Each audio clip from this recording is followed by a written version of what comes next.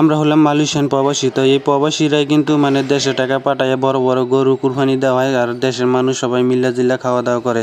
আর আমাদের এখানে দেখেন আমরা যার যে দূর মানে সাধ্য মতন মানে কেনাকাটা করলাম, মানে যার করে 1.5 কেজি কেউ 2 কেজি কেউ 3 কেজি এরকমভাবে কেনাকাটা করে আনরা আজকে কাটাকুটি শুরু করে দিলাম। আর আমাদের মালয়েশিয়াতে কিন্তু মানে রবিবার বন্ধ থাকে। এই রবিবার বন্ধ থাকার কারণে মানে ঈদের আগের সপ্তাহ পড়ছে, এই কারণে গরুটা জব করে দিছে। আর জব করে মানে 3 কেজি 1.5 কেজি যার যেমন লাগে যেমন কিনে আমরা আনছি, আইনে এখন কাইটা কুইটা সাইজ করে রাখতেছি। মানে ঈদের দিন রান্না হইবে আর ঈদের দিন তারপরে খাওয়া দাওয়া হবে। আর আমাদের কোম্পানিতে কিন্তু 35 জন বাংলাদেশি আছে, আর সবাই গরু গোস্ত নিছে এই সপ্তাহে, কারণ সামনে ঈদ আছে, ঈদের মধ্যে খাওয়া দাওয়া করতে হবে। এই কারণে সবাই মিলে গরু গোস্ত নিয়ে কাটাকুটি করে রেডি করে রাখতেছে। আর কুরবানির গোস্ত লাইনে আমাদের এখানে কিন্তু বুড়িও কিনে আনা হয়েছে। তো এই বুড়িগুলো কিনে আনছে আমাদের মহি ভাই আর দাউদ ভাই, হারা 3 জন বুড়ি কাটতেছে। আজকের এই ভিডিওটা এই পর্যন্ত। সবাই ভালো থাকবেন, সুস্থ থাকবেন, দেখা হবে পরবর্তী ভিডিওতে।